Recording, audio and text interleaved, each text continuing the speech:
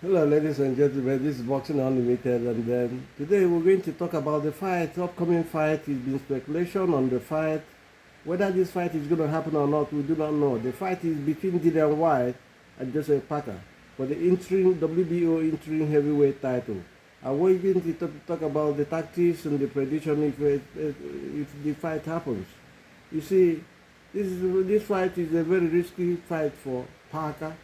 He's the interim champion. He has a chance to become to have a title shot very soon, and we know it's more like a rematch. It's bragging right kind of fight for him because he's fought Dillian before and lost, and Dillian had him done towards the end of the fight, with his left hook, and I do not know if this is the right time for him to take this kind of fight. But the question we're going to ask today is the layoff. Dillian has been out, for a long time. He's not fought. He's come back the other day and fought Ebenezer Tete, and they won. Is that enough time for him to fight Parker? Parker the other day is, we know Parker is in, confidence is all over the place. He's confident. He's got momentum. He's beating Zhang. He's beating Whyte. And he's knocked out Bakole, who was regarded as the boogeyman of the heavyweight division the other day. And that probably lifted his morale to the highest, to say the least. Now, having said that, the question we'll ask again is the question for White. Is the layoff going to be a problem? Is it going to affect his cardio? Is fatigue going to be a problem for him in this fight?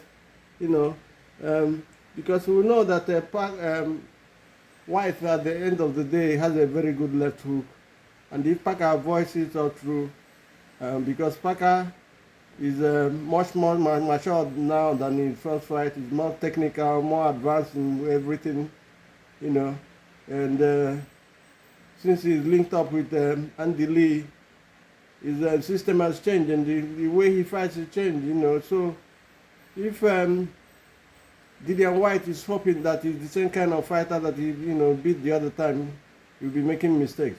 But I think this is the best time to fight Dillian Whyte. If Parker wants to have a revenge, I think this is the best time. Whether this fight is going to hold, we do not know yet. But we're thinking it might be possible at some point because Parker wants to be busy. Whoever wins in the fight between Usyk and the Bua, Parker is in line to fight the person, the winner of that fight. So there are so many things going on now, but we do not know what will happen. But we believe that this fight might be happening very soon, for the end of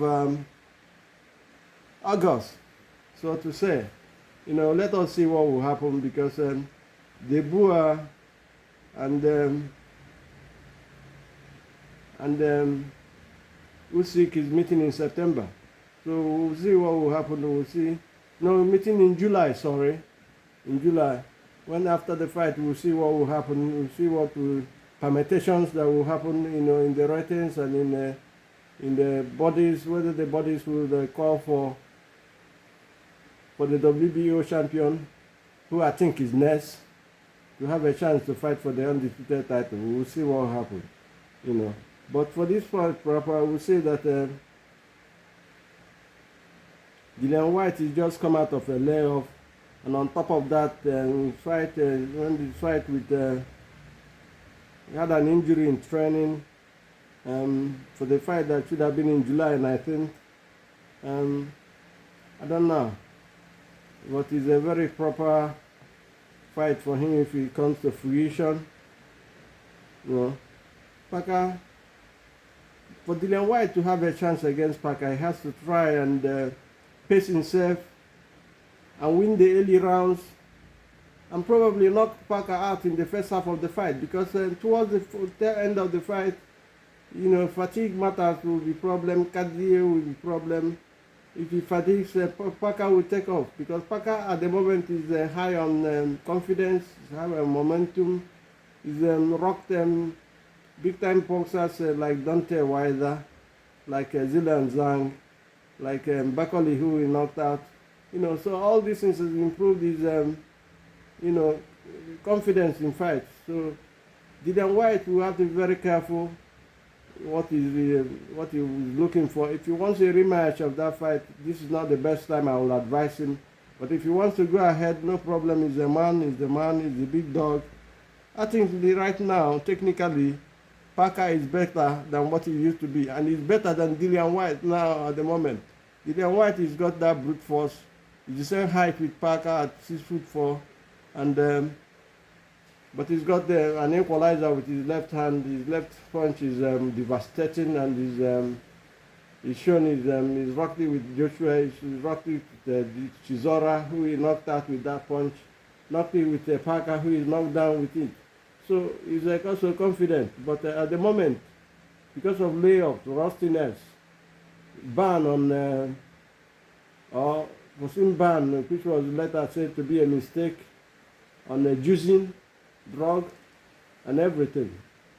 So at the moment, I don't think it's the best time for him to fight Parker. I've said it a couple of times. And his age is not, both boxers are no spring chickens, no doubt about that in my mind. But Dillian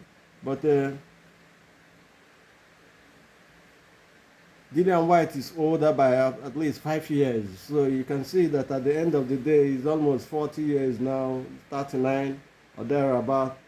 And then when in 2018 he fought Parker, Parker was younger and smaller.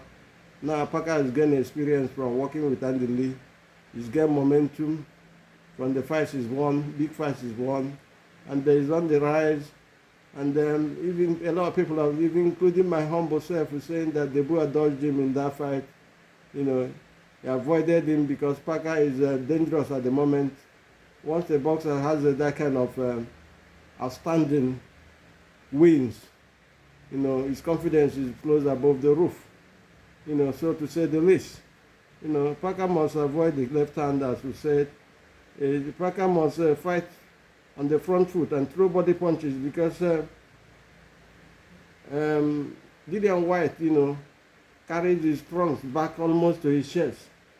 The referee has to pay attention to that, and Parker's team has to pay attention to that. Body punches are essential in this fight. Take out the sting in the fight punches Dillian takes, throws, and the concern from the inside and the uppercuts and everything, because we've seen Tyson Fury knock him out with an uppercut. We've seen Joshua do the same thing as well. So he's a bit vulnerable to that area, and Parker must take advantage of it. Having said that, I would say it's a very good fight. But the key to a win in this fight is consistent pressure. Consistent pressure on your opponent. If any of them comes up with that, at the end of the day, he will be the winner. But I believe at the end of the day, Parker wins by decision, or even a TKO. But I would say it's a decision, because I know how fatigue can affect Dillian,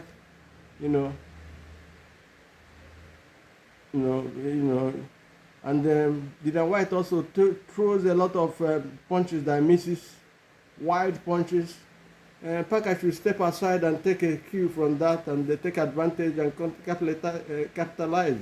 If he wants to win, throws a lot of combinations as well. Both boxers have to throw a lot of combinations. Having said that, I would say it would be a good fight to see both of them enter the table. It's a dangerous, very dangerous fight for Parker, but he's not going to stay idle all through, thinking that he have to wait, because the rush will affect him as well. So he has to be working. Let's see when this fight comes up, and let's see what happens. But I believe that Parker wins by decision in this fight. Do have a nice day, and God bless. Bye. Do subscribe, and please help the channel grow. Bye, and have a lovely day.